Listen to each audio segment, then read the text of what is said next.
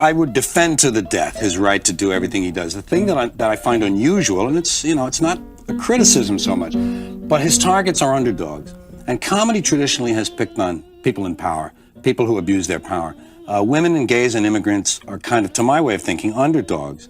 And, he ought to be careful because he's Jewish.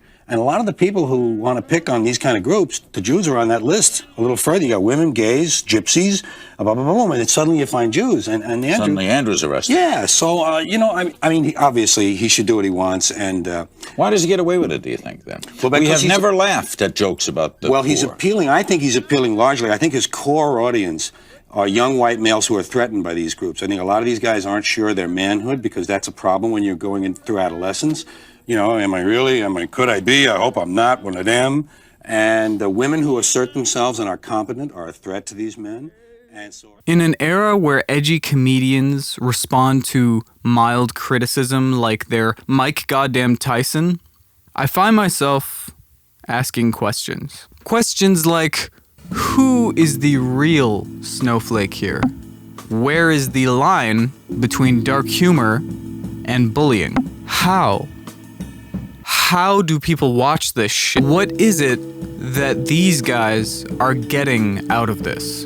But most importantly, why would he say that? I don't know what his rules are about, like, me having sex with him if we're in a room together.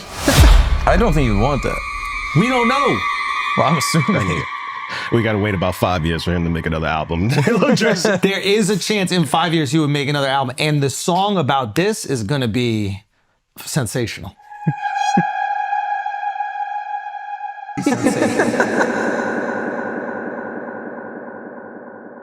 All of these questions will be answered. Okay, bit of recap, and I'm sorry if you've heard this story 100 times. Earlier this year, popular comedian and anti-vax conspiracy theorist Andrew Schools got in a bit of hot water for the following jokes. Wait, what is the black girlfriend effect? This is You might not know about this. Glow up the other culture. Yeah, so you'll see a guy who's had a black girlfriend, all of a sudden he's got buzz cut, like clean shape up. Glows up, bro. Yeah, I like that. Glows the fuck up. They shave their hair because they start losing it. Because they're so stressed being around this black girl complaining about shit all the fucking time. That's why they gotta shave their hair. Nah, bro. White guys with black girlfriends, they grow a beard they step their because dick there's up. more cushion when they get slapped the fuck out of. That's hilarious. I think the black girlfriend effect.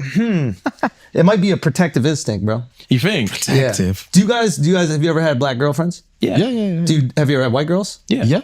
Oh wow. Okay. What's your favorite?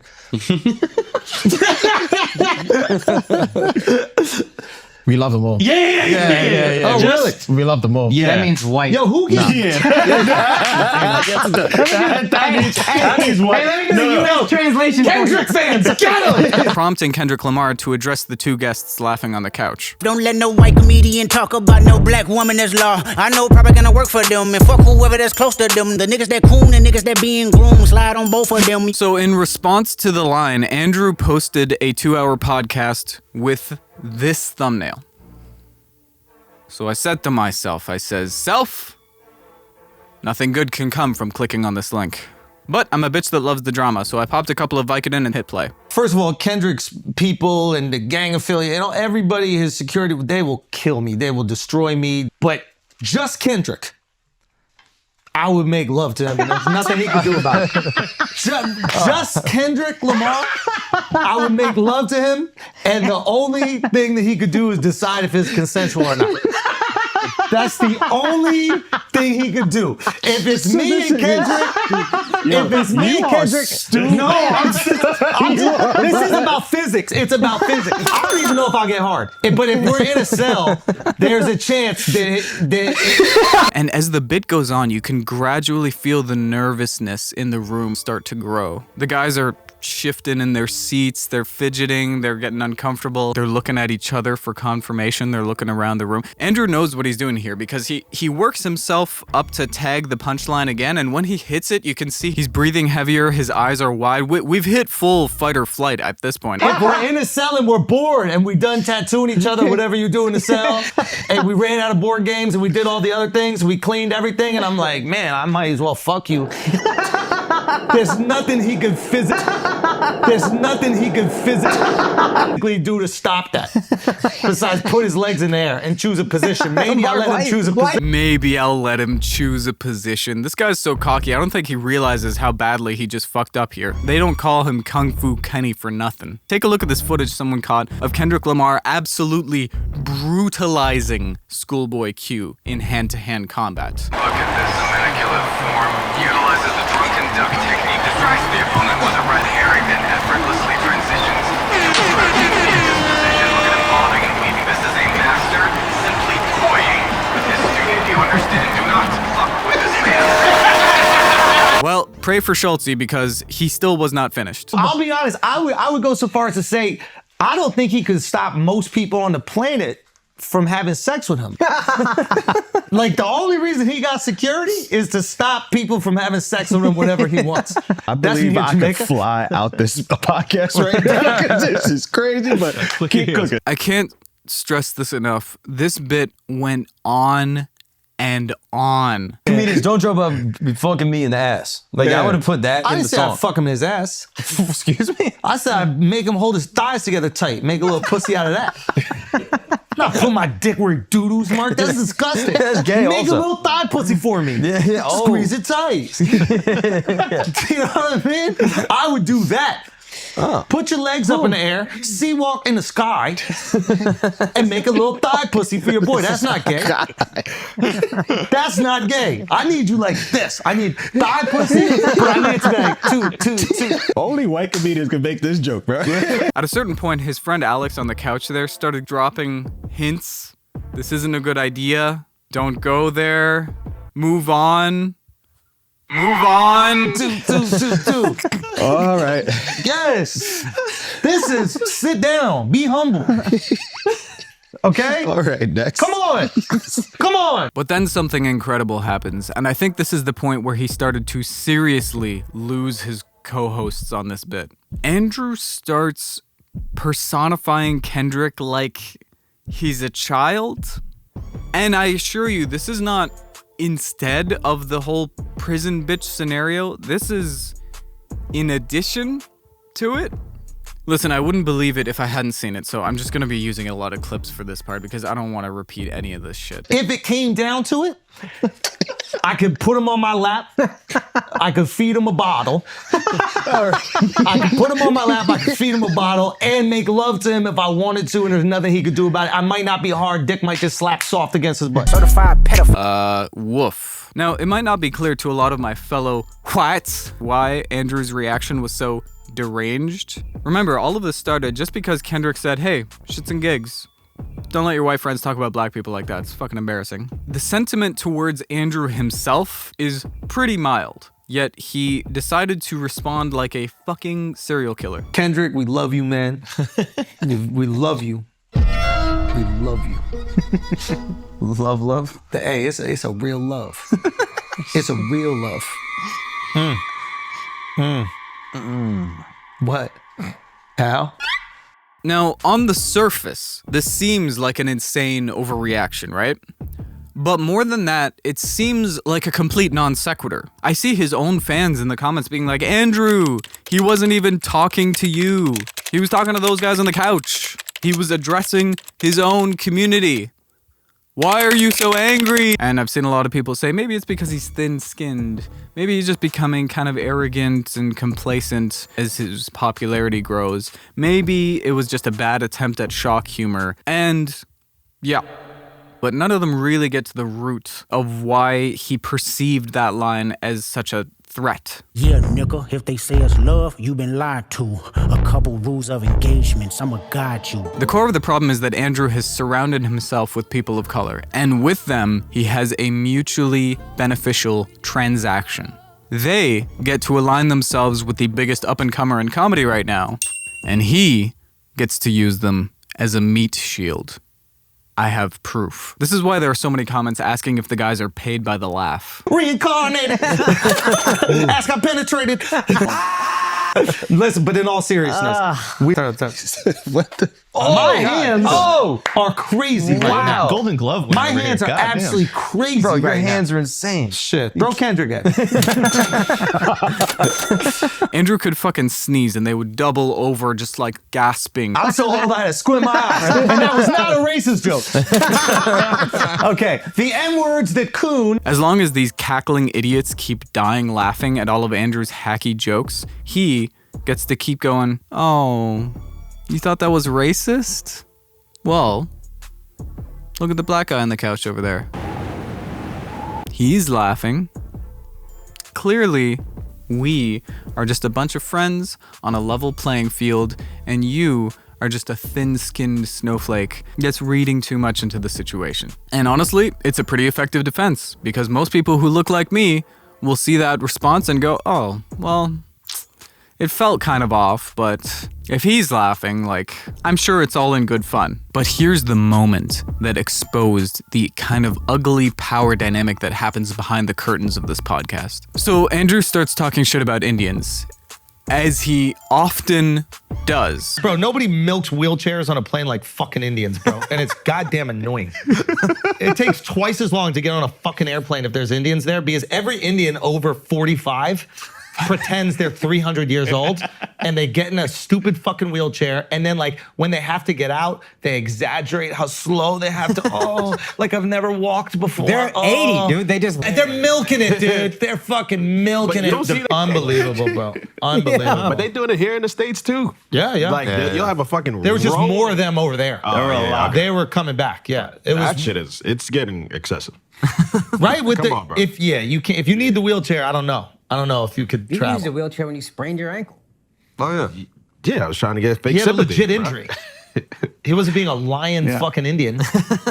Everyone's laughing, yada yada, but then their producer chips in from, off screen from the sound booth. Someone who was not part of the transaction. He riffs on Andrew's bit a little bit, and what happens? All of a sudden, everyone responds to racism normally. Or like load them in from cargo, just God. Damn. Honestly, no. What's amazing about this clip is that you can actually see the white guy in the middle with the long hair start laughing, realize everyone's offended, switch to acting shocked, and then look around for validation. God.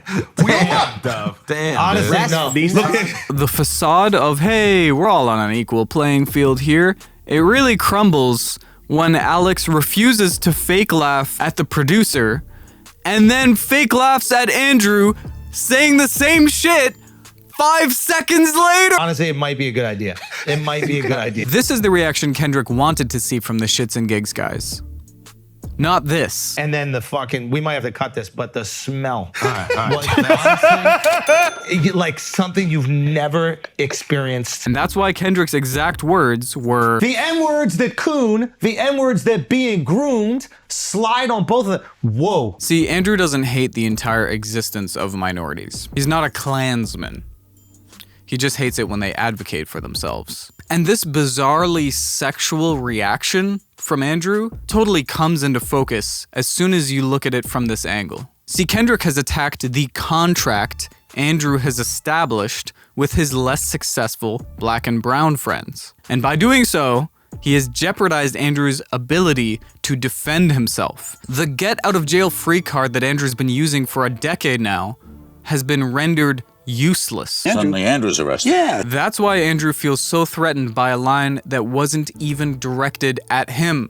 It was directed at these guys. And that's why, in a fragile white rage, he attempted to verbally emasculate Kendrick. Listen, if we're in a jail cell, low-key, if we're in a jail cell, right? and we're making sweet love, because there's nothing he could do about it.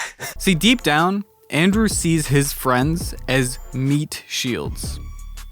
But not Kendrick. Kendrick sees them as the N-words that Coon. But you don't have to do all this detective work to find out who Andrew really is. Because once in a while, he'll say the quiet part out loud. Because bullying people is how you kind of get them to assimilate, right? Like you bully them a little bit and then they kind of get on board.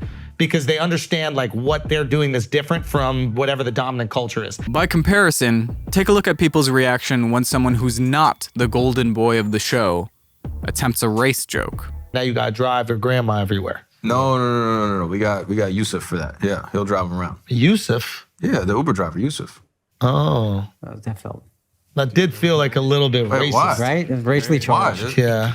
Wait, why is that racist? I went to school with a Nigerian dude named Yusuf. He drives Uber now. Oh, God. Don't do that. Wow. Wait, why is that bad? Wow, bro. Don't do that. It's not making it any better. What happened? I'll tell you what happened. You're not the one that writes their checks. Do you want to know the funniest thing about this conflict? Kendrick doesn't even know what's happening. For real, Andrew is punching thin air right now and is somehow still losing. This a long life battle with yourself. I mean, you gotta be pretty oblivious to what growing up in Compton in the 90s must have been like for Kendrick to think that he's sobbing in the shower. Why won't this hack comedian respect black women? I don't understand. Yeah, I'm pretty sure Kendrick Lamar is pretty used to white people making jokes about shit they don't understand. I'm pretty sure what upsets him is people selling out their own community. Got it, Andrew? The world does not revolve around you. Which brings me to my next topic, the absolute ego of this man.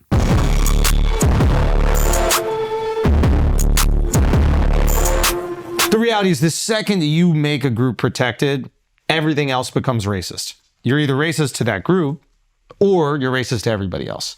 And when you make fun of everybody, that is the one beautiful thing that allows us to kind of come together and laugh at ourselves and each other.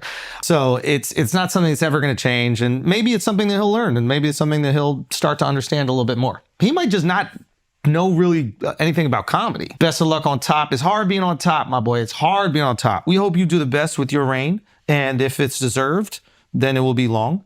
And if it's not deserved, then it will be short. And you're the one that decides that. Mm-hmm. That was very mature. Thank you very much. Hell yeah. What a time to be alive where rappers got to talk about comedians for clout.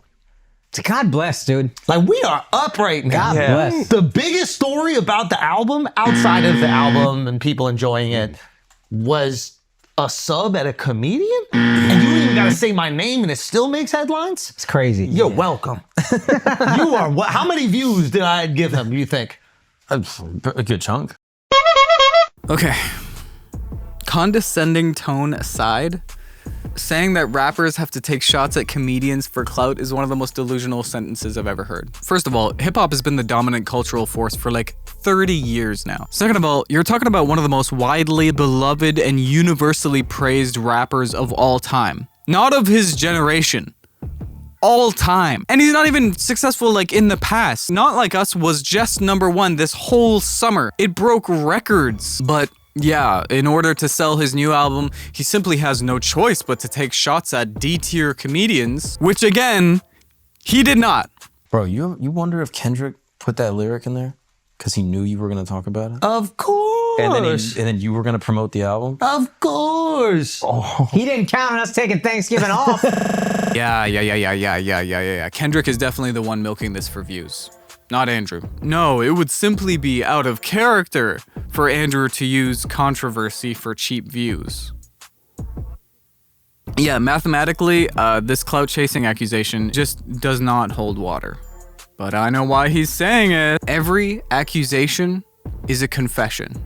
Which is fancy talk for this guy projects so much he gives one of these things a run for its fucking money. Watch this next section with that quote in mind, and suddenly you see how this guy's head works. Maybe you're just using this as an identity to feed your narcissism, and you can't just go out there and be a complete narcissist, so you're gonna masquerade as an altruist, someone who protects the community, but you only do it when it benefits you, when you put out an album. Like, where's all this love for black women when Kamala was running for president? Well, like, was he out there riding?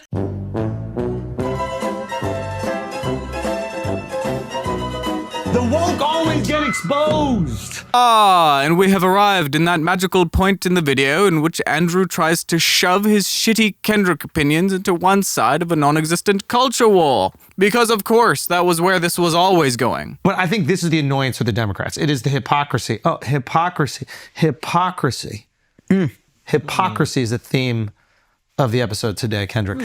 So, yes, it is. Yes, it is. I know. Yes, it is. Oh, he's still, no, Kendrick is still watching. Honestly, if Andrew thinks the Democrats are hypocrites, he will never hear a counter argument from me.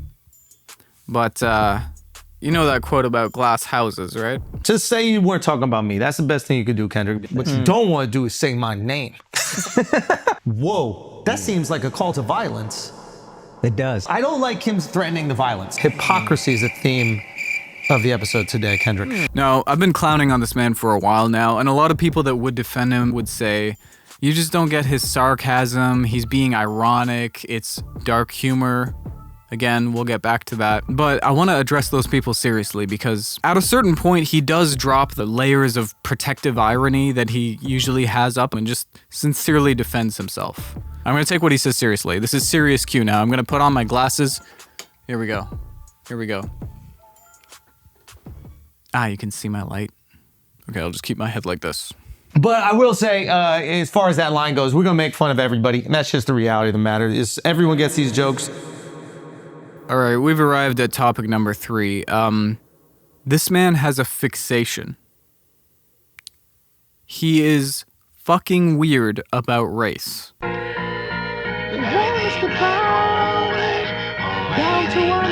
No, I don't know what is in his heart. I can't read his mind. Sometimes he sounds reasonable, and sometimes he sounds like a raging bigot. But I'll just say this.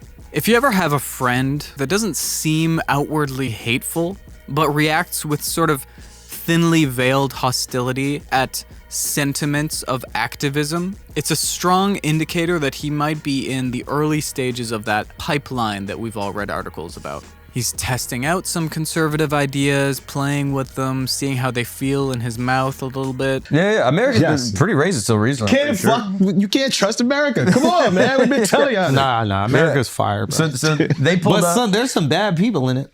Yeah, it's a bad hombres, dude. There's a lot of migrants. There's a lot of migrants. It was probably the migrants that did that. Bad hombres. There's some bad hombres. And for now, the good, obedient minorities in his life are not a problem. But in my opinion, it's just countdown until they are. And the tipping point will happen the moment that Alex or Akash really aggressively pushes back on Andrew's bullying. And by the looks of it, it seems like that moment is drawing near. Do you know when people can see it, or do you even want to float that? Black History Month. No, but yeah, I think it will be. I think it'll be really fun. I'm just very. You guys been telling me for a year straight Indians fuck mud. What you gonna do? I don't even know why they're sweating. They're sitting down to getting rolled, but they're fucking emanating stink. It was a real problem. It was a real problem. It was a real problem. My brother-in-law. I was stuck behind one of these guys, man. And it was like a wall. Like, I was walking through a wall. Like, oh, Akash, you're not here to talk. You're here to be a meat shield. Telling me for a year straight Indians fuck mud. What you gonna do? What you gonna do? They going down on it too. I've seen a lot of videos of them. The only thing Andrew loves more than making racial jokes is hearing them. Saudis know what's up. Yo. Saudis be looking like some ghosts. Don't they be looking like some ghosts? Yeah, they're like Casper, but not so friendly.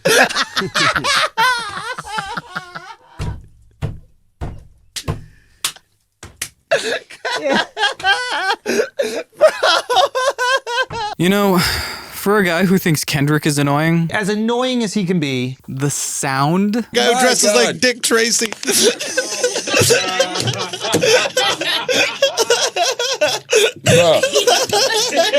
When I hear that sound, my body has this visceral self-preservation mechanism of like slamming my laptop closed. Yeah, we won't pardon the Redskins every year. Ain't that something? Here's a casino, Chief Lightfoot. As annoying as he can be. Feet were pretty heavy when we were chasing you. Especially when he's laughing at, like, European settlers using smallpox-contaminated blankets to eradicate native populations. You know how Thanos snapped and then half the people disappear? That's what white people did to Native Americans, right? It was. Achoo.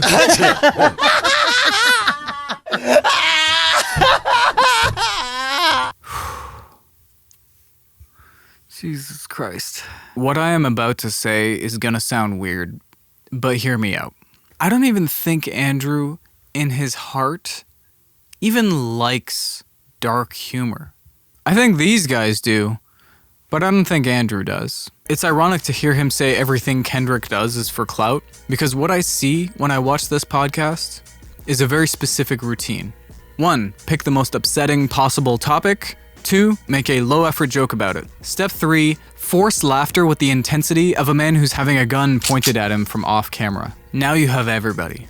Now you have outrage clicks from idiots like me that just gave him a bunch of views. You have free publicity from all those CNN-type articles I talked about earlier, all talking about that crazy thing that you just said. You have more free publicity from right-wing articles that are like fist-pumping about how the left can't stop crying because he said a thing. You have what I'll call politically disinterested centrists that are just there to get a kick out of the fact that Andrew's saying that thing that I can't say at the office, woo! And then on the extreme end, you just have straight-up racist people who are, without a lick of irony, just nodding along every time Andrew goes on one of his rants. Yes, black women are loud and annoying. Sincerely, I believe this. Do you see how genius this strategy is? In fact, this strategy is so genius that it's taken some of the most tragically humorless people that I've ever seen in my life and propelled them into international stardom. Hey, man. Kendrick, we love you, bro. But love you. I know I must sound like an absolute retard right now. Yup. If anyone here is doing something cynically just for the clout, it's not Kendrick doing fake activism, whatever the fuck that means. It's Andrew Schulz doing fake dark humor. Gallows humor is a wonderful thing. This is not that, because gallows humor can only come from the guy with the rope around his neck. Coming from anyone else, it's just part of the execution. I'm gonna put 2 clips next to each other here because I really cannot think of a more efficient way to illustrate what I'm trying to get across. And now y'all late to shit. That's even else shit. So then when I'm on the set and we're finally taping the sketch, somebody on the set that was white laughed in such a way. I know the difference of people laughing with me and people laughing at me. And it was the first time I'd ever gotten a laugh that I was uncomfortable with. And now y'all late to shit. That's even else shit. Andrew Schulz points and laughs at sincerity because he himself lacks sincerity. Come on! I'm just a good kid in a mad city. Guys, I'm just a good child in a mad city. It's fucking mad out here. He cannot conceive of the notion that Kendrick means what he says because Andrew's bread and butter, the thing that puts food on his plate, edgy humor, is not his artistic vision as a comedian. It's just a brand. And these guys, they're just the price of admission. And I would be careful if I was them, because they have hitched themselves to the side of a rocket ship. And you know, everybody knows I'm a huge fan of you. And when it reaches orbit, the rocket is going to be fine. But they are going to find themselves running out of oxygen. And then I'm like, Dad, I did an episode with Trump. Bro, he almost kicked me out of Thanksgiving. No way! He was pissed? The N-words that Coon